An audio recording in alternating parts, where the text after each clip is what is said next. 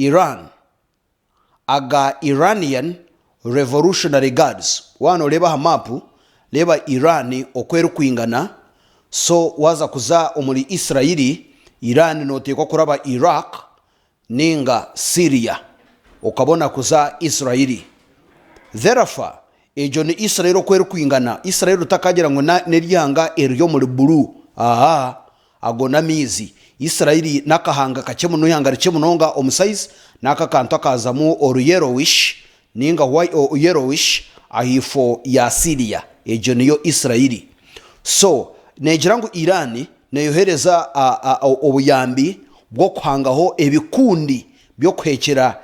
Israeli icyo barukweta umumahiga Irani the Iranian Revolutionary Guards are Quds force for external operations so Iran kwero kuhekera kwekuba inabahekera bayeshereka Syria nibaza kuteganisa Israeli so Israeli ekakwatanisa na Russia nibiyikereza ngo Israeli launching strikes omuyanga erya Syria abwo kuba government ya Assad baye bakagikora ko munonga teyine kweyamba nemyanye mwe te kugikontrolling eryo mikono y'abakadi ahandi eryo mikono y'aba opposition ahandi eryo mikono y'amahanga ba opposition na America Israeli nekora yo ebyero kwenda kasta etunga intelligence ngo Israeli yanetwara yo ebirwaniso ninga yabeyombekereyo base yo kusinzeraho okwekera ihanga rya Iran rather ya Israeli mweno kubyabire byaho ombutwale bwo wabiroho so president wihanga erya Irani owechitinesa Ahmadinejad akagira omwaka gw'2025 Ahmadinejad akagira ngo nechetengo cha Irani okutunga ekirwaniso cha nuclear kandi Iran kwerutunga ekirwaniso cha nuclear weapons atomic bombs ebungu baryashenyagura kandi basimule ihanga rya Israeli aha map noleba Israeli kware ba map ni ihanga richemunonga so owabira president yo 2025 mu ihanga rya Iran Ahmadinejad akagira ngo kubara kubaryakora cyore cykwasikanka Iran batunga birwaniso bya nuclear kubara bitunga baryabikozesa okusimura Israeli aha map aho noho twagerire omundagano eya JCPOA Joint Comprehensive Plan of Action ninga JCPOA nendagano erumu amahanga agarukukizayo amani agine permanent membership of United Nations Security Council United States of America Bongereza China Russia na Bufaransa bagitaho na European Union bayeti hanga rya Iran barutaha meza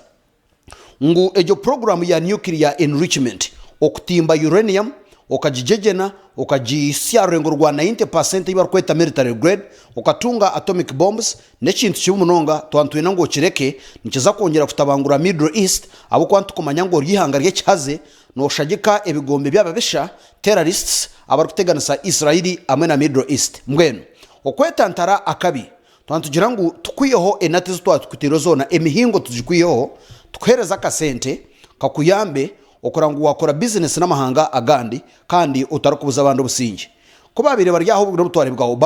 Obama kuyagiro mu ntebe he's a president Donald Trump yagira ngo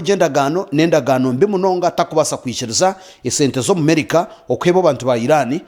ngo nihanga ry'ekishuba eruko beiha ngo ryaza kurekeberwanso bya nuclear nkonka barukuza kubikora mu chama using American money Trump akiha unilaterally yuyonka America kajiyo mu ndagano JCPOA yakubeneta hakade akaire kurebo kuba kurgombirwa bya nuclear na no kubirugame byo mpaho akalembereza kawaho inchiko zashitama okugaruza America byarema na Iran nayo yagira ngo kegumize mu nekore byerukwenda notwale biro mutore bwa Trump arukuragira ngo muzinga mizayiro kurgomo drone egende achaichenyonyi Iraq Baghdad International Airport omwe omubadumezi bihanga rya Iran abamahe abo kuntiko Sulaiman Qasim wabenabembera the Quds force external operations za Iran yabe inekere kwenda gukora heri yango mahanga gandi obana sabotage obana elimination ogwabera byebembera bakamutera mizayiro cha Baghdad International Airport on orders of Trump obutaka bwacweka Iran nayo yatabuka yahereza mizayiro zashengura enkambi ya America omwihanga erya Iraq embera yashoba twamanyangu akabikataha Iran iri kutekateka ngo America aza kujurumbera kimwe inyonyi eyabire netwara abasabazi eyabulijo terarutonzire Iran yagishekura mizayiro iri kubanyangu America yagirumba obutaka bwacweka bayensi yagira ngo mucyorezi hunga amahanga go gataka kwatana now so tubire turi aho twareba Israeli eri kugambwa kuba niyo yagireyo ekateera ahari Isfahan nuclear facility aheri kuteekateka ngu Iran nekora nuclear. Now the latest ekiriho ati niki ekiriho iwe kutureba a Sky TV a Sky Express program nyowe ndiyo mugaranda Netanyahu Special Forces okusiyo program eji olwo kubanza kusiyo rwa katano hagati ya shamukaga na shamushaje. Prime Minister Benjamin Netanyahu yarahira yagira ngu obu bahereze kutunga intelligence ngu Iran terare kiraho okujejena nuclear ninga nuclear proliferation egumizemu yahingura ahubwo kuba kubisire Major General Sulaiman Qasim Iran yagira ngu mwene cyabire ekyo ntuza kongera kwenurikinga uranium 60% nono bureka che okikara 90% ukatunga bomb nuclear enough kora bomb ya nuclear yo kubanza. So hati amakuru agaruho rugoreka ngo Iran eshize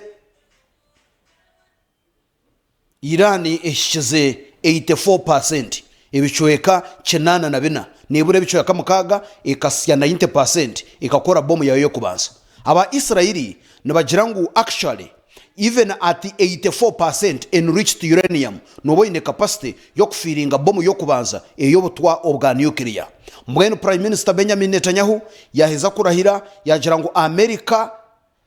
yabeta kumwegitaho bakaza kukora a military action ngo cyako basa kuletera Iran yaruga omukurone birwaniso bya nuclear ize military action okurumba ihanga erya Iran. Prime Minister Benjamin Netanyahu yatugira ngo America nobwo era yange kumwegitaho kurumba Iran bakagitera militarily yo Israeli eyine capacity neza kurumba Iran yo yonka akarasiye katukule konka teru kubasa kwikereza ihanga rya Iran okugire birwaniso bya nuclear kandi 2025 Ahmadinejad owabira president wa Iran yarahire nkuba rutunga kirwaniso cya nuclear bari yasimura Israeli aha map. Reka tubirebe. With nuclear talks between global powers and Iran essentially dead in the water, and amid reports of Tehran advancing its uranium enrichment program, Israeli Prime Minister Benjamin Netanyahu reiterated his stance on the best